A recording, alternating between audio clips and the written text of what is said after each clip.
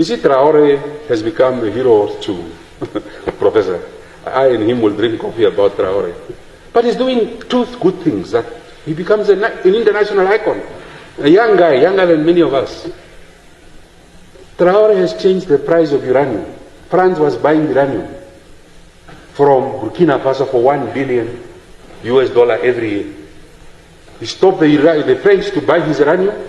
Today, Burkina Faso is making 85 billion from the same resource. We are selling uranium here. We have no nuclear power. We are just talking, everything is nuclear. We are just selling. Whether the Chinese are paying us the best price or not, we don't know. We are also afraid. What if they walk out of this deal? But Traore, a young man, a soldier, has changed his country. That's why Traore is now building up factories, processing plants of agro-processing, because he has resources. We have these resources. When we say some of these things must not be said in the open, but let's drink coffee and talk about the future of our country. Africa is known to be rich in many precious minerals, such as gold, diamonds, oil and so much more, but uranium, well, not so much. There are only a handful of African countries that have uranium reserves, with none really producing at commercial levels. Before we begin, kindly like and subscribe to our channel to stay updated. Now let's dive in. That was until recently, when one African country made a groundbreaking discovery that has put it on the map as the new uranium frontier. At the time, uranium prices were soaring due to the growing demand for nuclear energy worldwide. Its economy was primarily based on agriculture, with a GDP per capita of just $600 in 1975. The discovery of the uranium mine brought with it the promise of economic growth and prosperity for the impoverished nation. Well, according to estimates from the World Nuclear Association, Burkina Faso has proven uranium reserves of over 10 million tons, enough to generate around 2,500 gigawatts of electricity. This makes it the third largest uranium reserve in Africa after Namibia and Niger, and the seventh largest in the world. But while these numbers are impressive, they only tell part of the story. However, it is crucial to ensure that the benefits of this industry are felt by all Burkinabe citizens and that the environmental impacts are mitigated.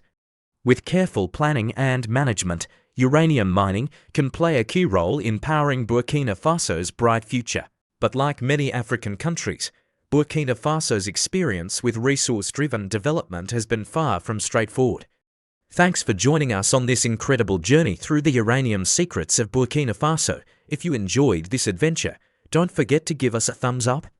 We've got plenty more exciting content coming your way, so stay tuned for more updates. For example, the country's largest uranium mine, the Inota mine, is owned and operated by a Canadian company called Orano, formerly known as Areva Resources.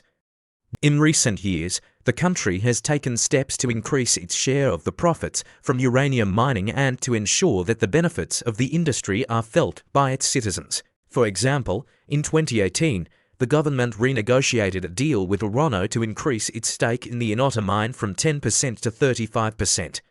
This move is expected to bring in much-needed revenue to the government, which can then be used to invest in infrastructure, education and healthcare.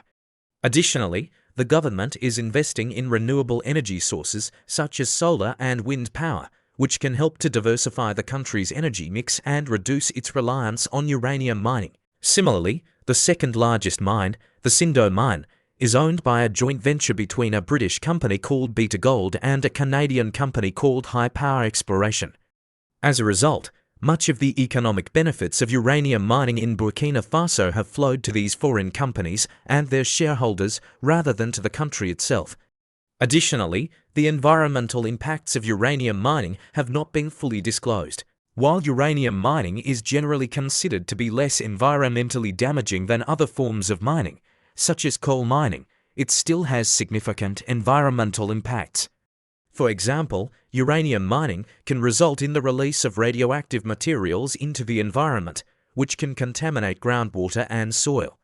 Moreover, the mining process itself can lead to habitat destruction and loss of biodiversity. It is unclear whether or not these environmental impacts have been adequately disclosed or mitigated in Burkina Faso. Despite having one of the highest uranium production rates in Africa, contributing about 20% of the continent's total output, Burkina Faso's share of the profits has been rather modest. You see, when the uranium boom first hit, foreign companies flocked to Burkina Faso eager to capitalize on the newfound wealth. But many of these companies were not willing to invest in local infrastructure or prioritize the employment of Burkinabe citizens. Instead, they focused solely on extracting the uranium and shipping it out of the country, reaping all the profits for themselves. This left Burkina Faso feeling like a middleman in its own resource curse, stuck with the environmental impacts of mining without much of the financial upside. However, things are beginning to change as we speak. France, ever eager to secure its energy needs, quickly developed the uranium sector in Burkina Faso, which soon became its primary source of uranium. Today, France still gets nearly 30% of its electricity from nuclear power plants fueled by uranium mined in Burkina Faso. But while France has reaped the benefits of this lucrative industry, what about Burkina Faso itself? That's where things get interesting. Yet there is a tiny landlocked country called Burkina Faso in West Africa that is changing that narrative entirely. While it may not be sitting on vast oil fields or have immediate plans to build nuclear reactors, Burkina Faso is quietly carving a niche for itself as a significant player in the global uranium market. The government is also investing in education and training programs to ensure that Burkinabe citizens are equipped with the skills needed to work in the uranium industry. This is already paying off, with the number of Burkinabe nationals working in the sector increasing by over 50% in the past decade. The hope is that as the uranium industry continues to grow, so too will be economic opportunities for Burkina Faso and its people, and it all starts with a single mine. This little-known uranium mine is nestled in the arid plains of northern Burkina Faso, about 200 kilometers from the nearest major city. For context, that's about the same distance between Madrid and Seville in Spain. Despite its remote location, this mine is anything but ordinary. It is the largest producer of uranium ore in all of Africa. In fact, it is one of the top 5 mines globally, contributing over 7% of the world's uranium supply. But how did this tiny African nation become such a major player in the uranium industry? Let's start at the beginning. This country has an estimated 48,000 tons of uranium deposits, enough to power millions of homes and industries for years. And it all started when a Canadian exploration company stumbled upon the largest uranium deposit in Africa, which changed everything.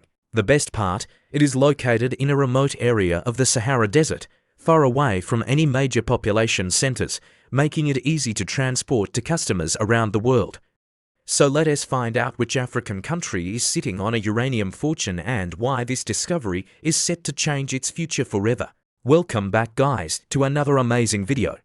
It is indeed a rare sight to see African countries mentioned in the same breath as nuclear energy. The story of this uranium rush began in the early 1970s when France, then the colonial power of Burkina Faso, started exploring for uranium in the region. Before the discovery of the uranium mine, Burkina Faso was one of the least developed countries in the world. In recent years, Burkina Faso has taken steps to renegotiate deals with foreign companies operating in its uranium sector, ensuring that it gets a larger share of the profits. But here's the big question: just how much uranium is in Burkina Faso, and what does this mean for the country's future? For starters, much of Burkina Faso's uranium reserves are owned and operated by foreign companies. Despite these challenges, the future of uranium mining in Burkina Faso remains bright. In conclusion, Burkina Faso's uranium industry is poised for growth, with the potential to transform the country's economy and power its future development. Now here's a fun fact. Did you know that there are over 200 million speakers of French as a second language in the world? And now for the main event. We're diving deep into Burkina Faso's untapped uranium potential. That's it for today, folks.